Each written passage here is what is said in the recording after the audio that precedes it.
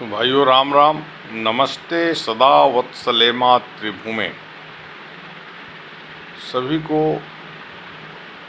हार्दिक शुभकामनाएं, क्योंकि आज एक ऐसा दिन है, सुअवसर है कि एनडीए के प्रत्याशी श्री राधा कृष्णन उपराष्ट्रपति के तौर पे चुनाव जीत गए हैं। इंडिया गठबंधन के प्रत्याशी को बुरी तरह से पराजित करके, और जो एक ये हवा बनाई गई थी कि इंडिया के प्रत्याशी जीतेंगे, एनडीए के सदस्यों में सेंधमारी कर लिया गया है, वो ऐसा कर नहीं पाए, न ऐसा हो पाए।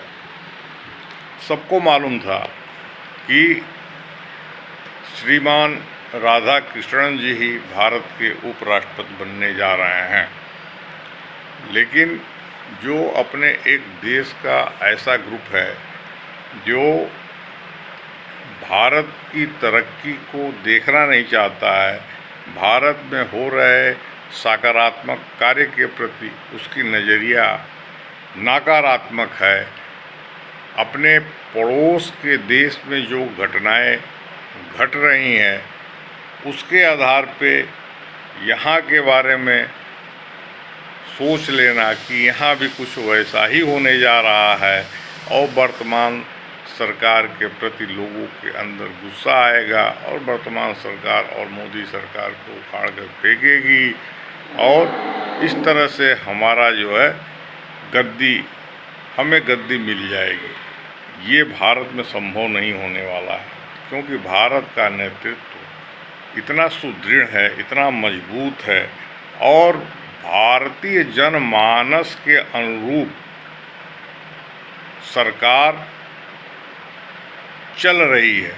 यानी भारत की जनता का जो विचार है, भारत की जनता जो सोचती है, भारत को विश्व में कैसे गौरवशाली स्थान मिलेगा, इसके अनुरूप जो सरकार कार्य कर रही हो, उसके प्रति जनता जनार्दन का अविश्वास होने का कोई कारण नहीं है।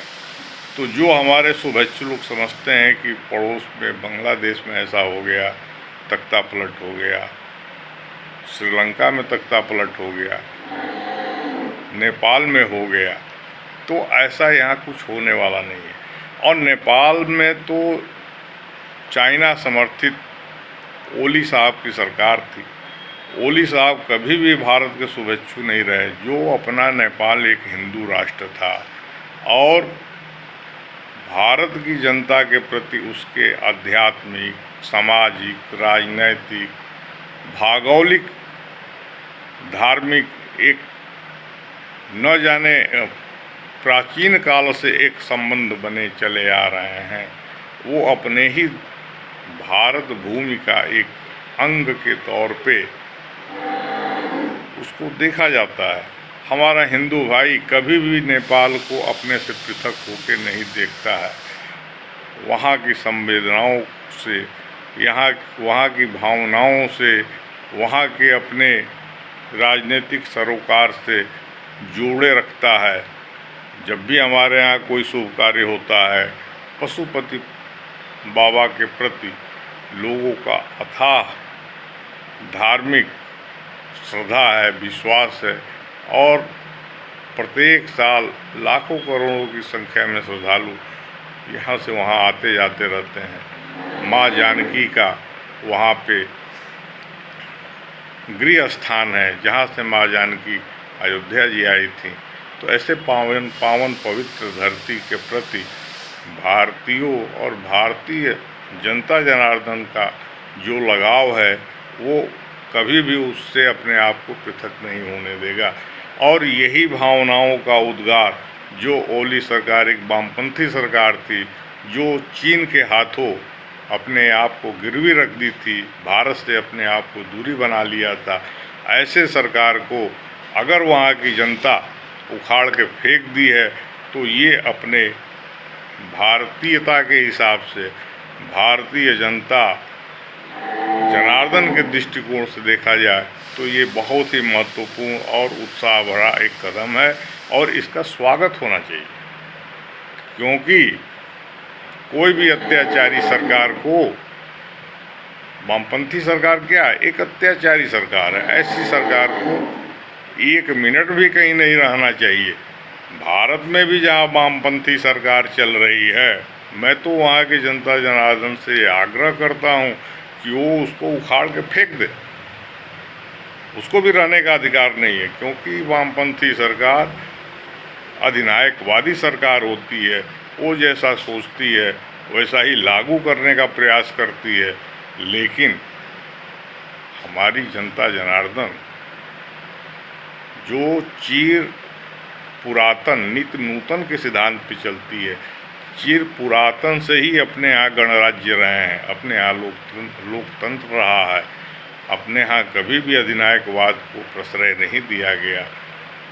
तो ऐसी सरकार को जो अलोकतांत्रिक हो, जो अधिनायकवाद में विश्वास रखती हो, जो जनता जनार्दन के जो मुद्दे हैं उस मुद्दे से अपने को अलग रखती है, ऐसा व्यवहारिक सरकार को रहने का कोई अधिकार नहीं है।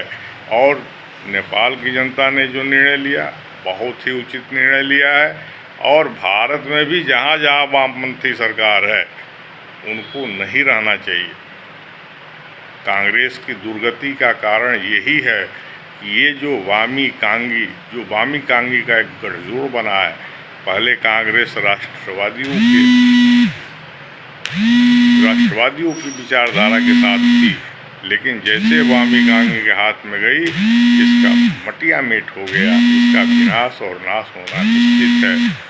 जय श्री राम, जय भारत, जय सनातन समाज, हिंदू समाज, जय हो।